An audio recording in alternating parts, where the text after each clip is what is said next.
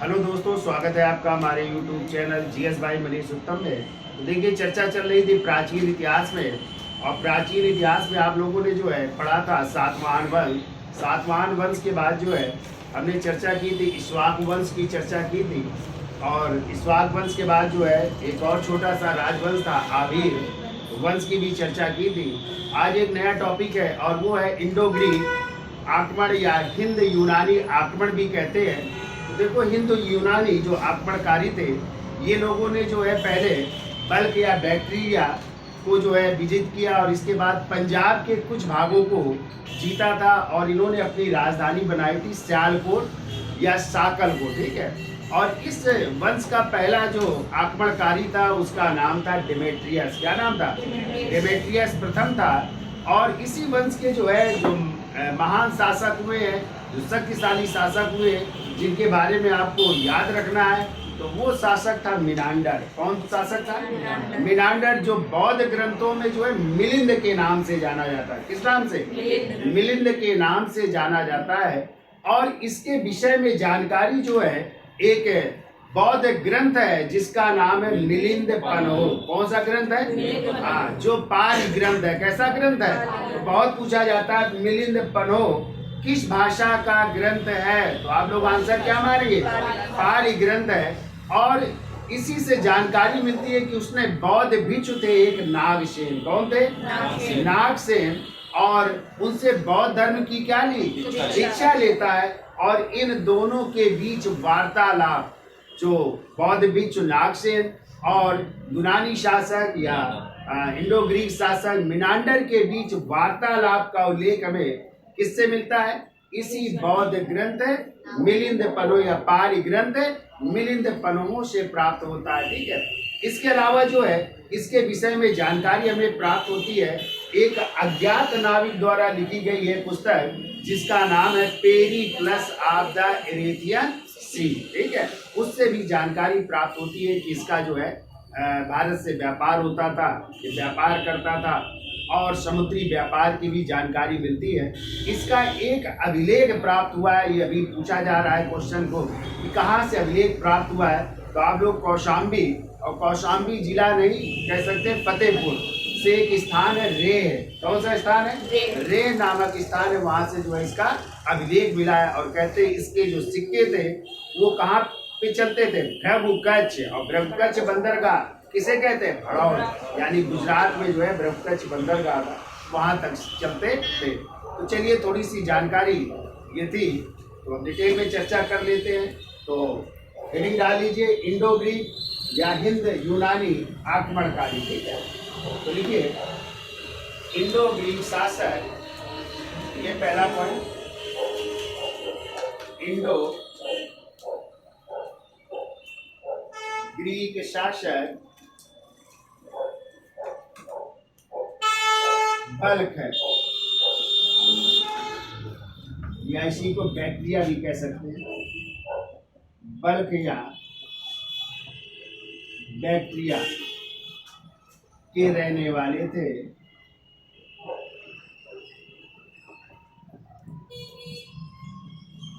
Bulk या bacteria के रहने वाले थे। इस वंश के जो प्रथम शासक थे, तो लिखिए इस वंश के प्रथम शासक, इस वंश के प्रथम शासक, और उस शासक का नाम था डिमेट्रियस है। लिख लो, डिमेट्रियस प्रथम, डिमेट्रियस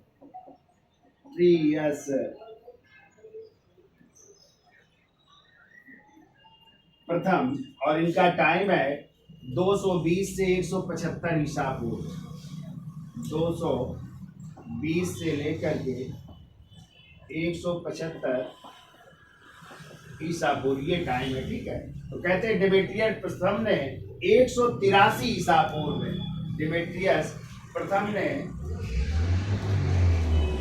183 ईसा पूर्व में पंजाब के कुछ भागों को जीतकर, पंजाब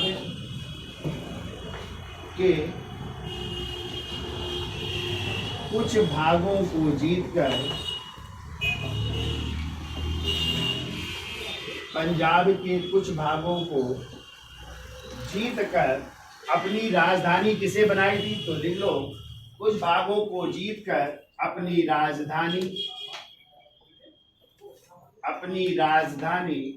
शाकल,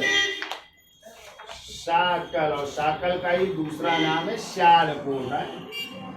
तो शाकल या सियालकोट को अपनी राजधानी बनाई। ठीक है, पंजाब का ये भाग था, तो पंजाब के कुछ भागों को जीतकर शाकल या सियालकोट को अपनी राजधानी बनाई।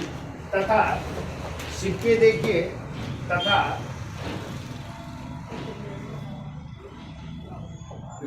यूनानी तथा खरोष्टी लिपि में, यूनानी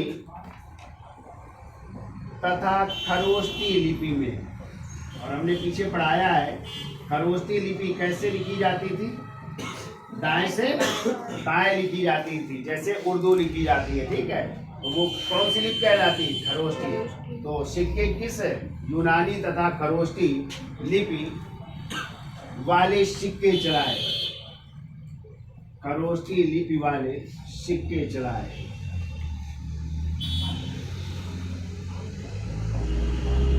ठीक है, सिक्के चलाए। तो कहते हैं इसी समय बैक्टीरिया में यूक्रेडाइटस की अध्यक्षता में एक और आक्रमणकारी था जिसका नाम था यूक्रेडाइटस। तो इसने जो है बैक्टीरिया पर जो है आक्रमण कर दिया। तो इस कारण डेमेट्रियस को जो है बैक्टीरिया को क्या करना पड़ता है? छोड़ना पड़ता है। ठीक है, बैक्टीरिया पर आक्रमण। तो चलिए हम बोल देते हैं अगला पॉइंट। देखिए, इसी समय बैक्टीरिया में यूक्रेटाइडस,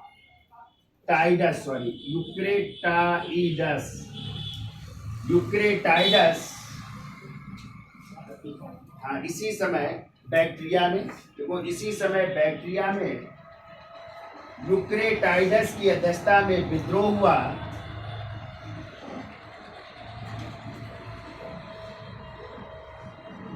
इसी समय यूक्रेटाइडस की अध्यक्षता में बैक्टीरिया पर विद्रोह हुआ और डेमेट्रियस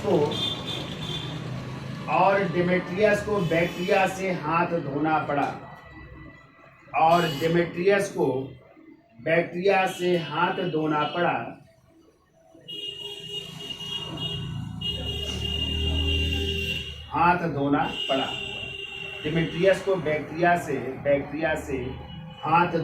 पड़ा। अब देखो, लिखो यूक्रेटाइडस ने भारत के कुछ भागों को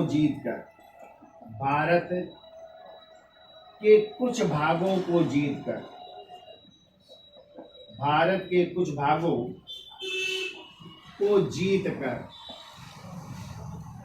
इसने अपनी राजधानी बनाई थी तक्षशिला को। ठीक है, तक्षशिला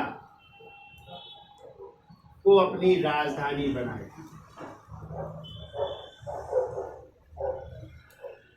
कहते हैं ये भारत की ओर बढ़ा और भारत के कुछ भागों को जीतकर तक्षशिला को अपनी राजधानी बनाई। और तक्षशिला आज कहाँ पे है? पाकिस्तान में। और प्राचीन काल में जो है गांधार की क्या हुआ करती थी? राजधानी। और इसी का दूसरा नाम पुष्कलावती भी था। क्या नाम था? हाँ, पुष्कलावती। और चरसद्दा भी मिलता है। ठीक है, तो ये नाम पे जो है तक्षशिला के, ये भी याद रखिएगा। ठीक है, अब कहते हैं इस डेमेट्रियस वंश का जो अगला महान शासक है उसे जो है इतिहास के पन्नों में मिनांडर या मिलिंद के नाम से जाना जाता है। तो हेडिंग डाल लीजिए मिनांडर।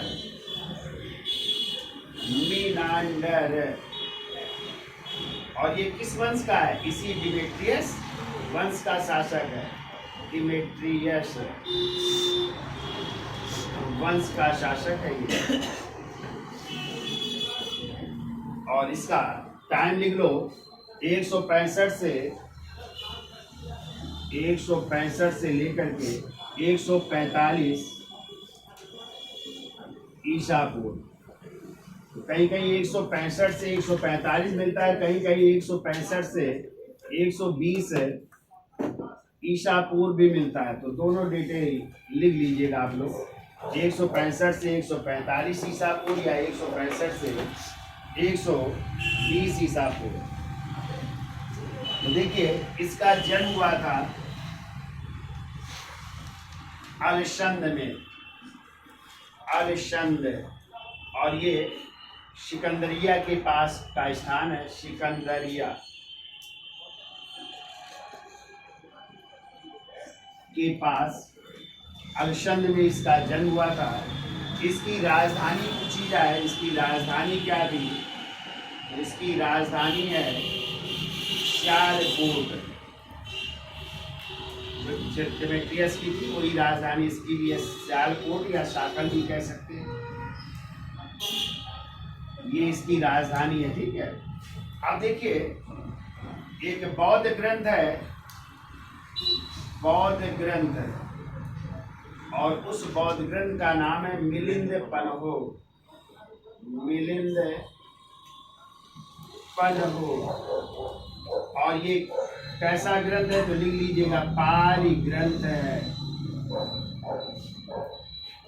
पाली भाषा का ग्रंथ है। ये बहुत पूछा जाता है, ठीक है, कैसा ग्रंथ है तो पाली ग्रंथ है, यानी पाली भाषा का ग्रंथ है। अब इसके क्या जानकारी मिलती है तो मिलिंद पन्हो से जानकारी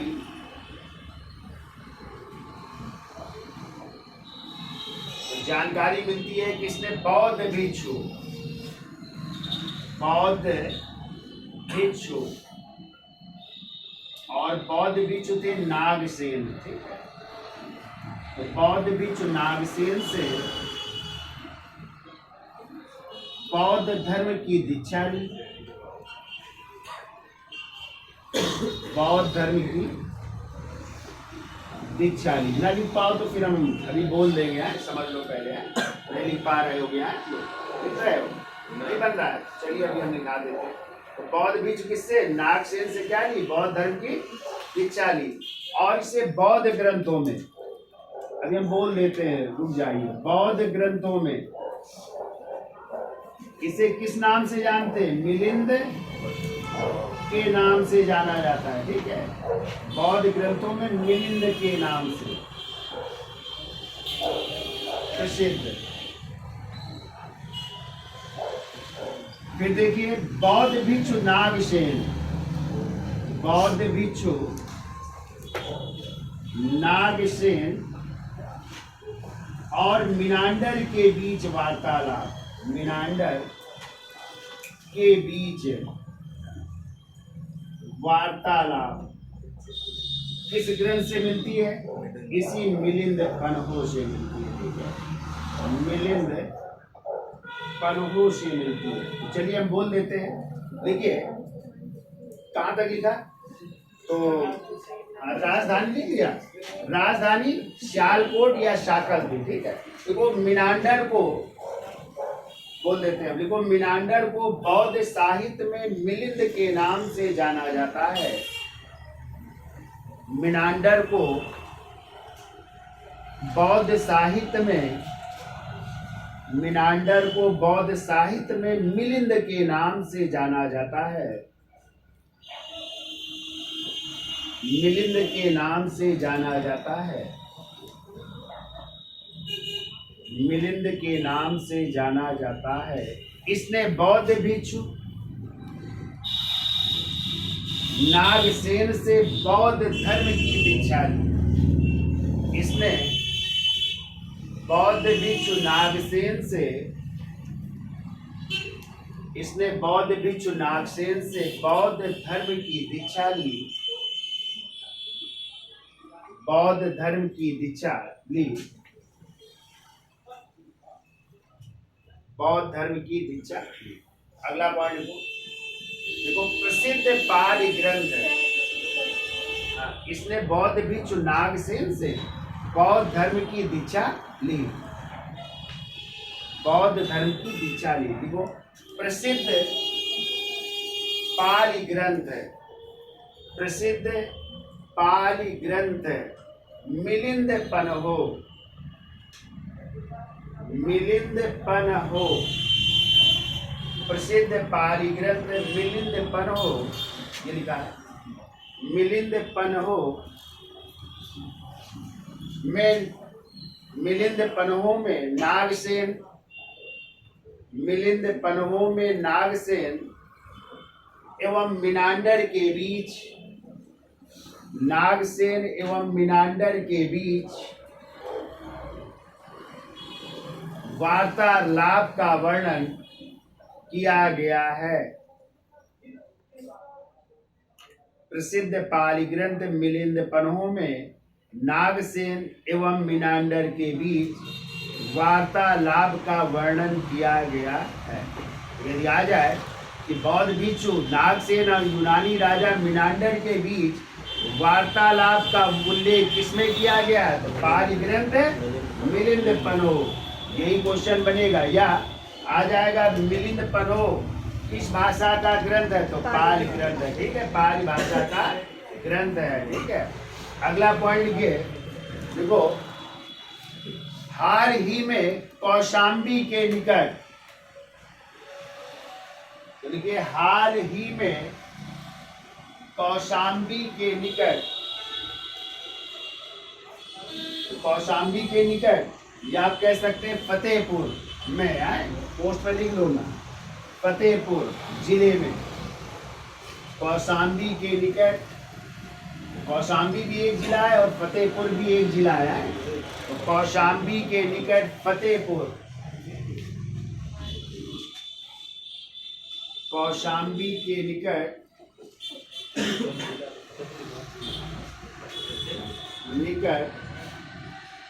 फतेहपुर, फतेहपुर एक जिला भी है, ठीक है।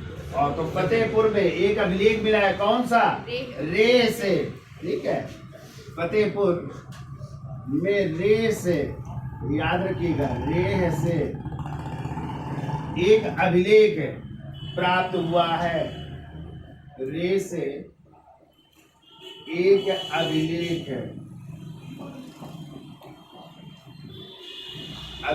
प्राप्त हुआ है,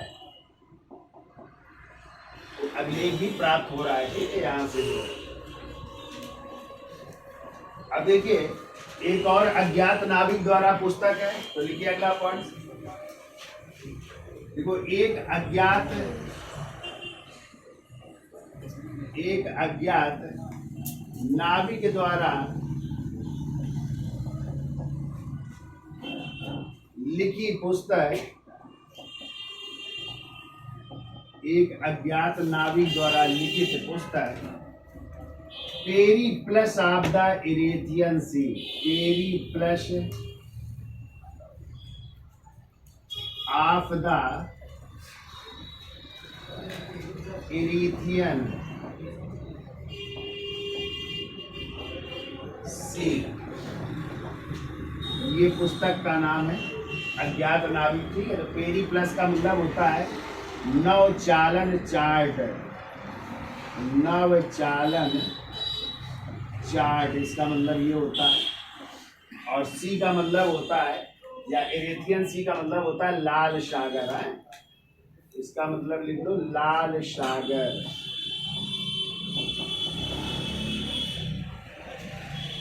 ठीक है। तो इसमें क्या जानकारी मिलती है, तो देखो भारतीय समुद्रों की जानकारी मिलती है, और ये वर्णन मिलता है समुद्रों की जानकारी व्यापारिक गतिविधियों में। इसमें समुद्रों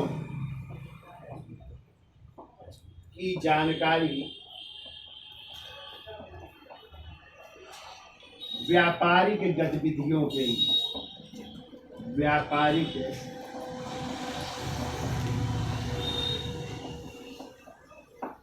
गतिविधियों एवं समुद्री यात्राएं, एवं समुद्री यात्राएं, कहते हैं जुलाई माह में की जाती थी, है, एवं समुद्री यात्राएं जुलाई माह में की जाती थी, जुलाई माह में की जाती थी, तो ये जानकारी मिलती है, ठीक है। व्यापारिक गतिविधियों की जानकारी एवं समुद्री यात्राओं की जानकारी, और साथ में ये भी मिलता है कि ये यात्राएं किस माह में की जाती थी, जुलाई माह में की जाती थी, ठीक है। अगला पॉइंट लिखो, देखो मिनांडर के सिक्के, मिनांडर के सिक्के भड़ौच, और भड़ौच को जो है भ्रगु कच्छ भी कहते हैं, भ्रगु कच्छ। पश्चिमी तट के बंदरगाह थे, गुजरात का बंदरगाह था, तो भ्रगु कच्छ के बाजारों में, भ्रगु कच्छ के बाजारों में प्रचलित थे, और यहाँ भी इनके सिक्के चलते थे, प्रचलित थे या बाजारों में चलते थे, ठीक है। अब देखिए सबसे इंपॉर्टेंट पॉइंट है, पूछा जाता है कौन से शासक थे जिन्होंने कौन से सोने के सिक्के चलाए थे या लेख युक्त सोने के सिक्के चलाए थे, तो इंडो ग्रीक शासकों ने। और बात आए इंडो ग्रीक शासकों में किस शासक ने लेख युक्त सोने के सिक्के चलाए थे, तो मिनांडर ने ही लेख युक्त सोने के सिक्के चलाए, जिसमें राजा का नाम और उपाधियां अंकित होती थी। और जब आ जाए शुद्ध सोने के सिक्के किसने चलाए, कुषाण शासकों ने। क्या मारोगे, कुषाण शासकों ने। और कुषाण शासकों में भी किस शासक ने चलाए थे, तो भीम कडफिसस ने। नाम सुना है, कनिष्क के पिता, ठीक है, या कुजुल कडफिसस के पुत्र भीम कडफिसस ने जो है कैसे शुद्ध सोने के सिक्के चलाए थे। और जब क्वेश्चन आ जाए सर्वाधिक मात्रा में सोने के सिक्के किसने चलाए थे, तो गुप्त शासकों ने। किस शासकों ने, और गुप्त शासकों में भी आ जाए किस शासक ने चलाया था, तो स्कंद गुप्त क्रमादित्य के समय, ठीक है, सर्वाधिक मात्रा में सोने के सिक्के चले थे। क्लियर, तो तीनों याद रहेंगे। आज हाँ लिखा रहे लेख युक्त सोने के सिक्के इंडो ग्रीक, तो वंश आ जाए तो इंडो ग्रीक शासकों ने। शासक का नाम पूछ लिया जाए तो मिनांडर ने। जब आ जाए सर्वाधिक शुद्ध सोने के सिक्के तो किसने, कुषाण शासकों ने। और कुषाण शासकों में किसने, भीम कडफिसस ने। जब आ जाए सर्वाधिक मात्रा में सोने के सिक्के, गुप्त शासकों ने। गुप्त शासकों में भी आ जाए किस शासक ने, स्कंद गुप्त क्रमादित्य। तीनों याद रहेंगे। तो लिखिए पहला पॉइंट, तो लिखिए, देखो सर्वप्रथम इंडो ग्रीक शासकों ने ही, सर्वप्रथम इंडो ग्रीक शासकों ने ही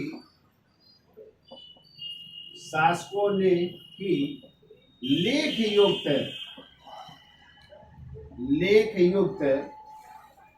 सोने के सिक्के चलाए, लेख युक्त सोने के सिक्के चलाए, ठीक है, लेख युक्त सोने के सिक्के चलाए, ठीक। और यदि पूछा जाए किस शासक ने, तो शासक में क्या लिखो, मिनांडर ने, ठीक है, सिक्के चलाए थे, लिख लो, मिनांडर ने चलाए, ठीक है। और लेख युक्त इसमें क्या नाम था, राजा का नाम, लिख लो, राजा का नाम एवं उपाधि अंकित थी, उपाधि अंकित। तो इन सिक्कों पर राजा का नाम होता था और उपाधि जो है अंकित होती थी, ठीक है। ये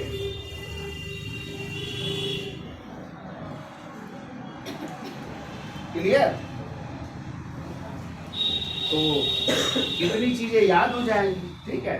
तो सबसे ज्यादा आपको याद रखना है किसके बारे में, मिनांडर के बारे में, ठीक है। और ये ग्रंथ याद रखना है मिलिंद फलो, किस भाषा का है, आर्य ग्रंथ। राजधानी क्या थी इनकी, शालकोट या शाकल थी, ठीक है। और बौद्ध भिक्षु नागसेन ने किससे बौद्ध धर्म की दीक्षा ली, सॉरी मिनांडर ने किससे बौद्ध धर्म की दीक्षा ली, बौद्ध भिक्षु नागसेन। और बौद्ध ग्रंथों में मिनांडर किस नाम से प्रसिद्ध है, हाँ और दोनों के बीच वार्तालाप किसमें मिलिंद पनोज। कहाँ से एक अभिलेख मिला है तो हमने बताया था रे कहाँ से, और एक और लिख लेना शिवकोट से मिला है अभिलेख है, लिख लो देखो मिनांडर का एक अभिलेख शिवकोट पेशावर से भी मिला है, लिख लो मिनांडर का एक अभिलेख शिवकोट पेशावर से भी मिला है, ये भी लिख लीजिए। मिनांडर का एक अभिलेख शिवकोट पेशावर से भी मिला है। और जब आ जाए कि लेख युक्त सोने के सिक्के किसने चलाए तो इंडो ग्रीक, और इंडो ग्रीक में मिनांडर, ठीक है। तो ये था आपका इंडो ग्रीक आक्रमण, क्लियर। अब इसके बाद चर्चा कर लेते हैं अगला जो आक्रमणकारी या अगले जो शासक हैं वो है शक। कौन? शकों का आक्रमण हो रहा है ना। और शक शासक आप लोगों ने नाम सुना होगा, एक रुद्रदामन का नाम सुना है। और रुद्रदामन का ये अभिलेख है जूनागढ़ अभिलेख, जो कब का 150 ईस्वी का। और यही अभिलेख है जो किस भाषा में लिखा गया है? संस्कृत भाषा में लिखा गया अभिलेख है। और इसी से हमें क्या जानकारी मिलती है? इसी से जानकारी मिलती है कि चंद्रगुप्त मौर्य ने किस झील का? सुदर्शन झील का निर्माण करवाया था। और उस समय उसका स्वराष्ट्र प्रांत का गवर्नर था पुष्यगुप्त। कौन थे?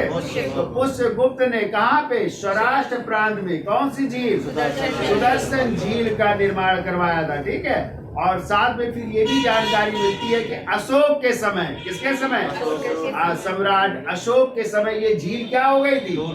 टूट गई थी। तो इसका पुनर्निर्माण अशोक के समय उसके स्वराष्ट्र प्रांत के गवर्नर थे तुषार। कौन थे? उन्होंने इसका पुनर्निर्माण करवाया। फिर रुद्रदामन के समय खुद फिर ये झील टूट गई। तो इसके समय स्वराष्ट्र प्रांत के गवर्नर थे सुविशाल। कौन थे? उसने फिर जो है इसका पुनर्निर्माण करवाया था। कि आगे चल करके जब कौन शासक बनेंगे? स्कंदगुप्त, गुप्त वंश के शासक। उनके समय फिर ये सुदर्शन झील क्या हो जाएगी? टूट जाएगी। तो उसका पुनर्निर्माण करवाएंगे। स्कंदगुप्त के समय स्वराष्ट्र प्रांत के गवर्नर थे पर्णदत्त, और उन्हीं पर्णदत्त के पुत्र थे चक्रपालित ने सुदर्शन झील का निर्माण करवाया था। तो ये जानकारी हमें किससे मिलती है? रुद्रदामन के जूनागढ़ या गिरनार अभिलेख से प्राप्त होती है, ठीक है। और फिर इसी वंश का अंतिम शासक पढ़ोगे जिसका नाम था रुद्र सिंह तृतीय। कौन सा शासक था? रुद्र सिंह तृतीय। और इसी शासक रुद्र सिंह तृतीय को कौन पराजित करेगा? चंद्रगुप्त द्वितीय विक्रमादित्य का नाम सुना है। और उन्होंने जो है उसको पराजित किया था, शासक रुद्र सिंह तृतीय। तो आप लोग कहानी पढ़ेंगे कि चंद्रगुप्त द्वितीय के बड़े भाई थे जिनका नाम था रामगुप्त। क्या नाम था? और रामगुप्त का विवाह हुआ था ध्रुव स्वामिनी से। किसके साथ हुआ था? ध्रुव स्वामिनी नाटक पढ़ा है? किसका है? जयशंकर प्रसाद जी का, ठीक है। तो उसी में वर्णन मिलता है कि जो है ध्रुव स्वामिनी का विवाह किसके साथ हुआ था? रामगुप्त के साथ। लेकिन रामगुप्त जो है शक शासक रुद्र सिंह तृतीय से क्या हो गए थे? पराजित हो गए। तो अपनी पत्नी को भी हार गए थे, ध्रुव स्वामिनी को भी हार गए थे। और कहते देने का वादा भी हुआ था। तो कहते जब देने की बात हुई तो ये बात पता चली किसको? चंद्रगुप्त द्वितीय विक्रमादित्य। तो उन्होंने अपने भाई को पराजित किया, उसकी हत्या की। और फिर जो है कहते हैं ध्रुव स्वामिनी का भेष बदल करके चंद्रगुप्त द्वितीय जाते हैं, युद्ध होता है और शक शासक रुद्र सिंह तृतीय को क्या करेंगे? पराजित करेंगे। और इसी उपलक्ष्य में उसने भी चांदी के सिक्के चलाए थे। किसने? चंद्रगुप्त द्वितीय विक्रमादित्य ने, ठीक है। और फिर ध्रुव स्वामिनी से क्या किया था? विवाद ही किया था। तो ये भी कहानी पढ़ेंगे। तो वो अंतिम शक शासक था रुद्र सिंह तृतीय, ठीक है। तो ये शक शासकों की दो शाखाएं थी, एक मथुरा में थी और एक उज्जैन में थी। तो दोनों की हम चर्चा कर लेंगे कि कौन कौन शक शासक हुए हैं। तो आप लोगों ने चेस्टन का भी नाम सुना होगा। तो कई ऐसे शासक हुए तो उनकी भी चर्चा की जाए। तो हेडिंग डाल लीजिए शक आक्रमण है। चलिए देखिए अगला टॉपिक है शक आक्रमण। तो देखिए शक जो है भारत में दो भागों में विभाजित है। शक जो है भारत में अभी कौन है, ठीक है, वो भी देख लेते हैं। तो शक भारत में कितने भागों में विभाजित थे? 2 भागों में, 2 भागों में विभाजित थे, विभाजित। तो 2 भाग कौन कौन से थे? एक तो थे उत्तरी क्षत्रप, उत्तरी क्षत्रप कहलाते थे, और दूसरे कहलाते थे दक्षिणी क्षत्रप, दक्षिणी क्षत्रप। इस उत्तरी क्षत्रप की 2 शाखाएं थी। इसकी जो है 2 शाखाओं में डिवाइड थे। एक थे तक्षशिला में, मतलब इनका शासन जो है 2 भागों में था। एक कहाँ पे थे? तक्षशिला में। और दूसरा भाग था, ये लोग जो है शासन करते थे मथुरा में। कहाँ थे? मथुरा में। ये 2 भागों में डिवाइड थे। ऐसे जो दक्षिणी क्षत्रप थे, इनका शासन भी 2 भागों में डिवाइड था। तो किन किन भागों में डिवाइड था तो उसको भी देख लीजिए। तो एक लोग जो है, ये लोग नासिक में शासन करते थे, और दूसरे लोग जो है उज्जैन में शासन करते थे। ठीक है, तो इस तरह शक शासक 2 क्षत्रों में विभाजित थे। उत्तरी क्षत्र, और उत्तरी क्षत्र का शासन 2 जगह था, तक्षशिला में और कहाँ पे? मथुरा में। और दक्षिणी क्षत्रपों का शासन जो है कहाँ पे था? नासिक में और उज्जैन में। ठीक है, तो देखिए तक्षशिला के कौन कौन शक शासक थे उनकी चर्चा कर लेते हैं। तो तक्षशिला का जो प्रथम शासक था, प्रथम शासक उसका नाम था माउस। क्या नाम था? माउस था। और इसका टाइम है 20 ईसा पूर्व से 22 ईस्वी तक। 20 ईसा पूर्व से 22 ईस्वी तक इसने शासन किया। और जबकि इस वंश के कुछ अन्य शासक हुए हैं, अन्य शासक लिख लो। एजेज शासक हुआ, और एक और शासक का नाम मिलता है एजे लिशेम करके, एजिस लेम करके। ये अन्य शासक हुए इस वंश के। ठीक है, जबकि यदि मथुरा के शक शासकों की चर्चा की जाए तो देखिए मथुरा में शक शासकों में से ये पहले मारवा में थे, मारवा में शासन करते थे। ठीक है, मारवा में शासन करते थे। लेकिन क्या हुआ, मारवा में जो है, आप लोगों ने नाम सुना होगा, विक्रमादित्य का नाम सुना है? उज्जैन के राजा विक्रमादित्य हैं। और इन्हीं विक्रमादित्य ने जो है इन शक शासकों को 57 ईसा पूर्व में, ठीक है, 57 ईसा पूर्व में क्या कर दिया? पराजित कर दिया। ठीक है, तो जब पराजित कर दिया तो ये भाग करके कहाँ चले गए? मथुरा चले गए। और आप लोगों ने तभी नाम सुना होगा, इन्हीं विक्रमादित्य ने इन्हीं शक शासकों को पराजित करने के बाद एक संवत चलाया था, और वही संवत है विक्रम संवत। कौन सा संवत? और इस विक्रम संवत की डेट है 57 ईसा पूर्व, या 57 ना हो तो फिर क्या मारोगे? 58 ईसा पूर्व। ठीक है, ये विक्रम संवत की डेट है। तो ये उज्जैन के राजा, या मारवा का इलाका क्या था? उज्जैन। तो वही के राजा थे विक्रमादित्य, जिन्होंने पराजित किया था। ठीक है, अच्छा यदि हम क्वेश्चन पूछे कि इस समय कौन सा विक्रम संवत चल रहा है, क्या बताएंगे आप? 2080।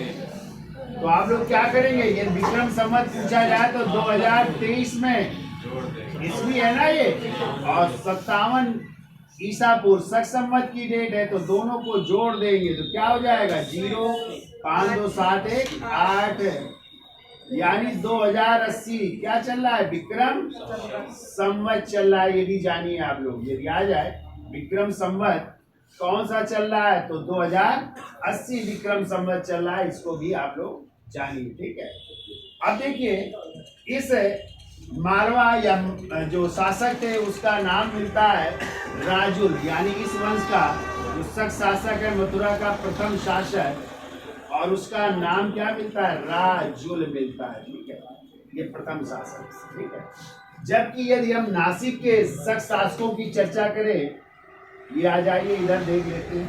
तो देखिए नासिक में जो है शक शासकों में भूमक और नहपान प्रमुख थे।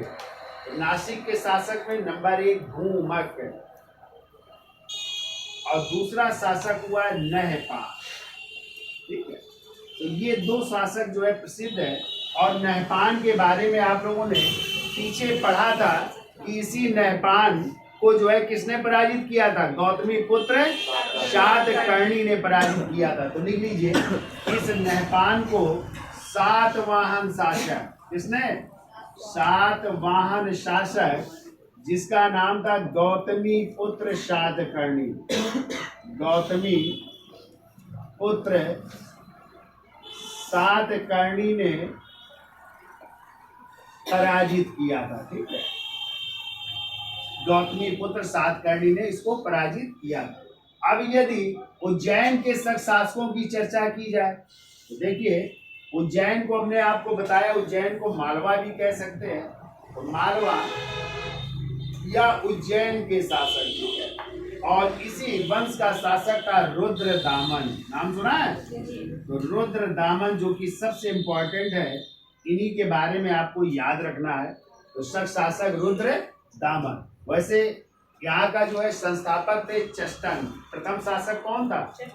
चष्टन थे। और फिर इसके बाद जो है रुद्रदामन जो है अगले शासक बन रहे हैं। और रुद्रदामन का यदि टाइम पूछा जाए तो 130 ईस्वी से लेकर के 150 ईस्वी तक इसका टाइम है। और रुद्रदामन के विषय में यदि जानकारी कहाँ से मिलती है तो इन्हीं का अभिलेख है। कौन सा? जूनागढ़ अभिलेख। ठीक है, जूनागढ़ अभिलेख, या इसी को गिरनार अभिलेख भी कह सकते हैं, गिरनार अभिलेख कह सकते हैं। और ये कितने ईस्वी का है? 150 ईस्वी के लगभग का है। और यही अभिलेख है जो किस भाषा में लिखा गया? तो इसकी भाषा है संस्कृत। कौन सी भाषा है? संस्कृत भाषा में लिखा गया है, ये याद रखिएगा आप लोग। ठीक है, और इसी जूनागढ़ अभिलेख से जानकारी प्राप्त होती है कि क्या जानकारी मिलती है?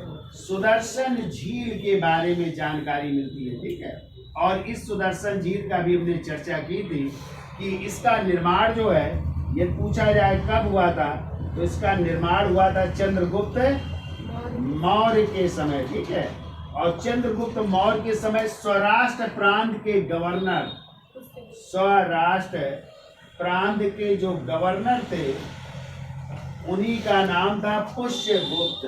क्या नाम था? पुष्यगुप्त ने इसका निर्माण करवाया था। ठीक है, तो ये 4 शासकों से संबंधित है सुदर्शन झील।